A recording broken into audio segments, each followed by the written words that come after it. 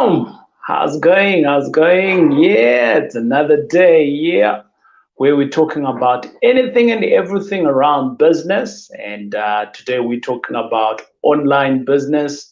A lot of people have been asking me the question of TJ, what can you do with online business so that you can make a little bit of moolah? And of late, I had the privilege of talking to a very good friend of mine. I don't want to say a very good friend of mine, but he's someone that I've been checking out whilst he's been checking me out. Yeah. And recently he started off an online business, and then that online business have literally just gone poof online, right? And I like such kind of businesses, and I'll tell you a little bit later on why I like those kind of businesses. And I had an interview with him the other day, and we were talking about his business on how it has actually just gone poof online, right? So let's talk about it. Tonight, we are going to be talking, by the way, this is Step Up. And if you've never been to Step Up before, this is what we do every Tuesday. We hang out, we talk about it. And if you want to go and implement it, bingo, you can go and do that, and you can make a little bit of cha-ching for yourself. Right. So in a nutshell, I want to bring you to the awareness of online business are just as good as any other business out there. So you can start an online business. And I think traditionally back in the days when there was no online, we all used to rely on the shop down the road, the office down the road. There was a venue somewhere where you'd go and then you get something. So if it's a computer that you need to get fixed, you'd literally just go down the street. If you were going to be buying something, you literally go down the road and you buy something, isn't it? But today, the convenience of online is that where you could be sitting, you can now jump online, be it over a smartphone, be it on a computer.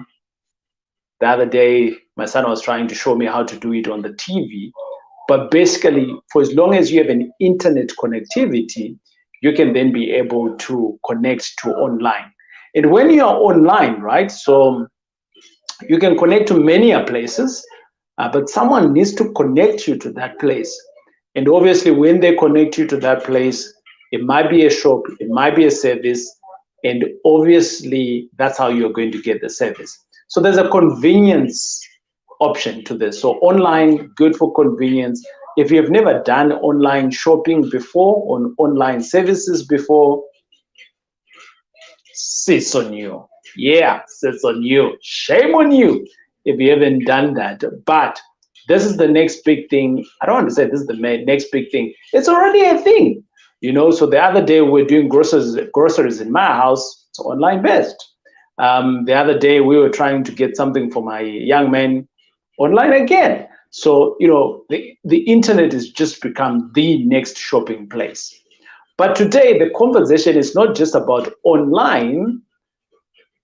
When I was having a conversation with a mate of mine, actually two mates of mine who run online businesses, what I realized was that there's also other businesses around the online business. Does it make sense?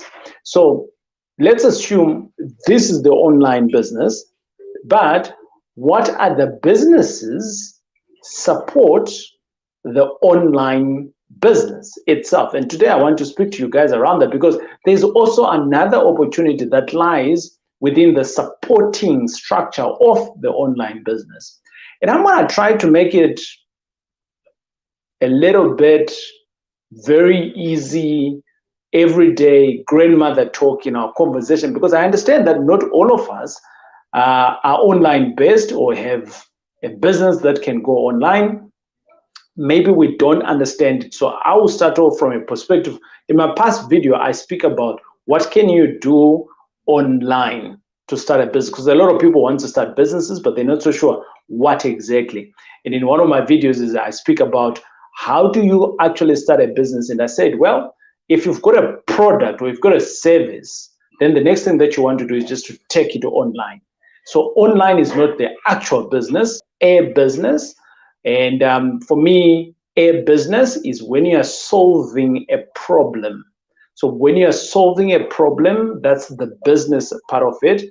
So because now you're solving a particular problem, then the next thing that you are now trying to do is how best can you make it online. So let's just talk about it. Examples of this, you could be a masseuse, someone who offers massages and things like that. So definitely there's no way you can massage someone online, right? Some of you are already thinking, oh, TJ, massage, happy ending. Ooh. No, I'm just talking about how best can you get a massage online. So physically, it cannot be done. So if we are to take a masseuse in question, and then we say, okay, fine, how can we take their business online? Can you really take this business online? Yes, you can. So how can you do that? So as a massage or as a masseuse, someone who does massage themselves, that person is called a masseuse, right?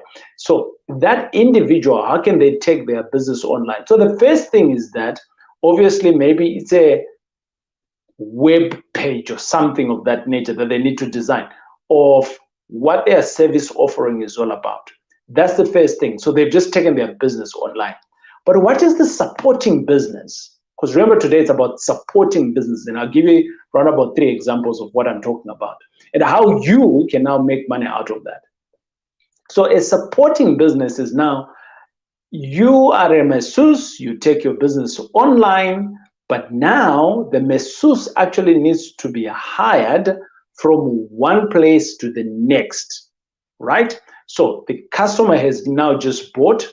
You can then say to the masseuse, hey, I can come through and I can then transport your people from one place to the next, right? So that's my game. So I'm a supporting actor in this. So you pay me R1 or $1, whatever the case is going to be, from one place to the next so that I can bring in the customers to your door. So the moment you, the masseuse, you don't have to drive around anywhere else. So the moment that you are going to get a ping on your website of someone who wants to come in and have the massage, I'm available and I'm your transport service provider. So you're becoming the supporting part of this website now, right? So we have seen this with the likes of Uber. So Uber is the online business. We all know that. But the vehicles themselves are the supporting part. And for you to have an Uber car, you're basically being paid for the services of point 1 to 2, but you're a supporting business within the online business. Does it make sense? Cool. All right. So how do you then make money out of it? Simple. You charge for a fee, and whoever who is the service provider, together with the online, when your delivery, or should I say when you deliver your goods or your service, which is the supporting one, bingo, you get paid. I am sure all of us by now, we have received a takeaway of sort from somewhere. Again, the guys that are doing the deliveries, the bikes and the cars and so on, all of those are supporting parts to the online business. So the online business is one thing, but now you are the person who's doing the deliveries now can be a supporting part. But hold on. So these people that are doing the supporting part of it, how do they get paid? Well, we say that they could be doing the services themselves, and when the service is done, they get paid online. But there's another level to this, right? And one of my boys, he introduced me to this one. He says to me, TJ, I can buy a bike. So you can buy, so this is a supporting layer number 2, right? Another level that I'm sharing with you guys here. So you can be that individual that is, you go and buy a bike and you get your driver and you pay that driver $1,000 or whatever it is. And then his job now is to go out, you connect him now to the service provider that is online, and his job is to make money, and he does the deliveries and so on. But the bike belongs to you, right? So you are paying him $1,000, you are collecting the money. So if you collect $1,500 for the month, it basically means 500 is yours, 1,000 is going through to the guy who is driving the bike, who's doing the services for you. Do you need to be there? Not necessarily so. But obviously now, out of your 500 that you are making, you now need to be looking at the cost and where wear and tear on the bike that you're going to do. The same thing applies with an Uber car. You can buy an Uber car, and then you can then find a driver. So again, that's another layer of a supporting business that is online. Then the one that I'm really excited around, and I'm going to close off with this one. If this information is adding any value to you, in the description, in there, give me a comment, ask me anything, we'll just be able to jump into it. The one that I want to talk about is that all of these online things that we talk about, the world of online has another world into it. There is people that are called graphic designers, web designers, and all of these guys. In a nutshell, all of these guys are generally supporting part or supporting business onto the online. So imagine I've got a website, right? I've got a website, and within that website, I don't know how to do a website. So I want to go online, right? So now that I need to look for a web designer, someone who understands that, graphic designing and things like that, and I hire that person to do that job for me, definitely there is no way that I am going to learn how to do everything. So that person now is a supporting business to my business before it even goes online, right?